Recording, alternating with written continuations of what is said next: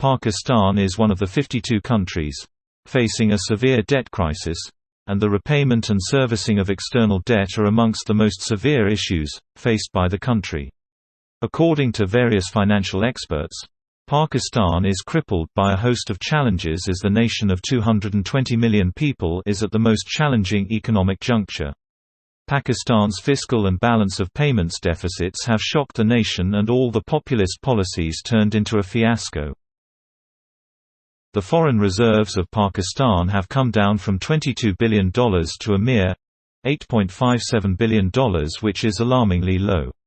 Altogether, Pakistan has external debt and liabilities worth over $90 billion.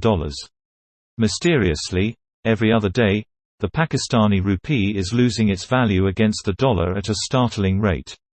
On the other hand, Pakistan imports food and energy in huge quantities. More imports and less export don't let the foreign currency remain in the stock. This decline in foreign exchange reserves is resulting in high inflation. Notably, Prime Minister Shehbaz Sharif's government has increased the petrol and diesel prices by around 80 rupees per litre at the behest of the IMF.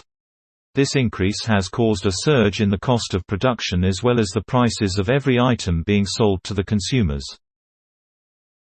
Whether or not Pakistan defaults is contingent on the government successfully renewing the stalled Extended Fund Facility program agreed with the IMF. Access to international credit markets, funding from international multilateral agencies such as the World Bank and Asian Development Bank, and bilateral financing arrangements are all tied to this. Unfortunately, the discussions with the fund to conclude a staff-level agreement suffered a setback following the submission of the FY 2022-2023 federal budget to the National Assembly on June 10. The uncertainty that has followed in its wake about the revival of the Extended Fund Facility program has thrown the markets into a tailspin. After the budget reveals, KSE 100 has nosedived over 1,000 points, which are over 2%, and the exchange rate has fallen by over 6 Pakistani rupees against US dollar. There are unconfirmed reports of international banks requiring 100% margin provision against letters of credit. There is an increasing sense of foreboding that SLA may not materialize, and the default event horizon gets ever closer. As defined by the credit rating agencies Standard & Poor's, a country will default if it breaks a contract on a debt obligation or tenders an exchange offer of new debt with less favorable terms than the original issue. Should this happen, the ramifications for Pakistan will be devastating, as can be witnessed from the nightmarish chaos unleashed in Sri Lanka. Insolvency will cascade into the impoverishment of large parts of the domestic economy with accompanying destructive social dislocation. The government and its institutions will suffer an immediate loss of legitimacy among Pakistanis and international lenders. The financial sector will first bear the brunt of the adverse consequences. There is likely to be a steep devaluation of the Pakistan rupee and a stock market crash. Should depositors fear for the safety and value of their foreign exchange savings, there could even be a run on such accounts, as well as on Roshan digital accounts held by overseas Pakistanis.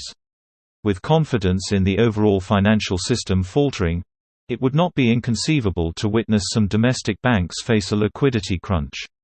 Even if that is avoided, the imposition of capital controls would be inevitable to prevent a stampede of conversion of Pakistani rupees into other hard currencies.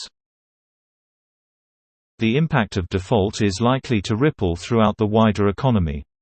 Exporters and importers would no longer be able to obtain trade credit, causing shortages of crucial consumables and industrial inputs.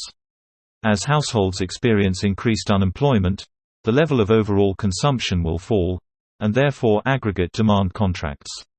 This in turn would mean even more workers will lose jobs, which will only exacerbate the demand contraction. It is far from certain that following a default, the state will be able to renegotiate the terms of the outstanding loans to enable it to revive access to international credit facilities, and work towards transforming the country's economy in the long run without the burden of crippling debt.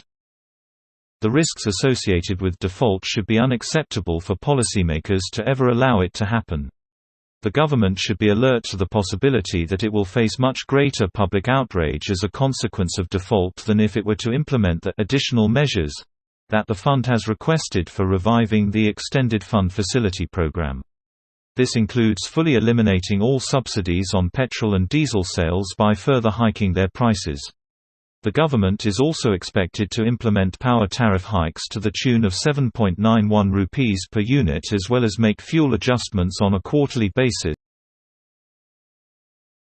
The fund is reported to be unconvinced by the personal income tax proposals in the budget and has indicated that it would like an additional 125 billion rupees revenue generation rather than the provision of 47 billion rupees tax relief in the budget. Finally, the fund may also want more visibility on when the budgeted petroleum levy figure of 750 billion rupees will be collected. Time is running out to take corrective actions and restore credibility with the IMF to conclude a staff-level agreement. Failing to do so could mean the country goes beyond the point of no return, and defaults. Such an outcome must be avoided at all costs.